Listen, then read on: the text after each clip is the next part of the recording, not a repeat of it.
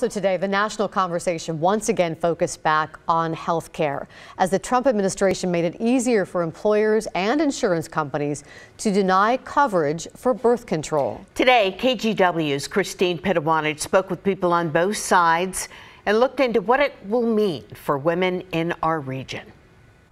Following the announcement, there's been both pushback and praise for the announcement, but now women across the country are wondering what it means for them.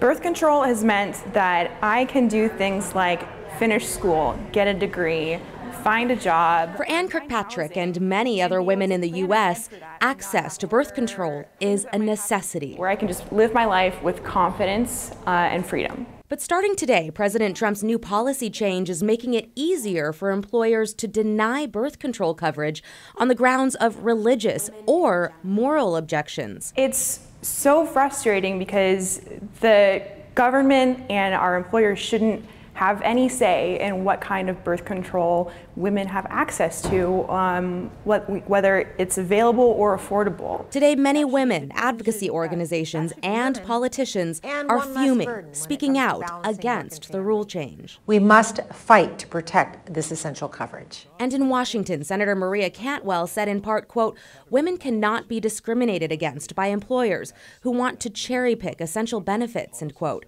But not everyone is so frustrated. From our perspective, we're just grateful that what we asked and sought under the previous administration has now come to fruition as best as we understand it at present. The new policy is effective immediately, and it's a change from the Obama-era Affordable Care Act, which required health insurers to provide free birth control coverage.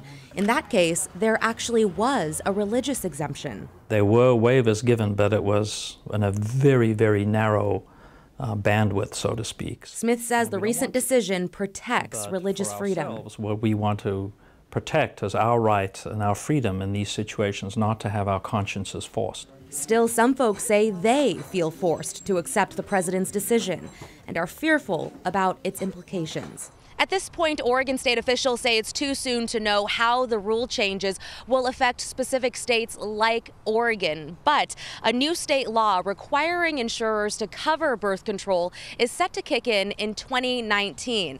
And right now, state officials are still trying to determine whether federal law will supersede Oregon state law. In Southwest Portland, Christine Pitawanich, KGW News. And not even a day in, we're hearing about one state that's resisting the president's move. The Massachusetts Attorney General has filed an injunction on the Trump administration's new rules regarding birth control. We'll continue to follow this and bring you the latest development.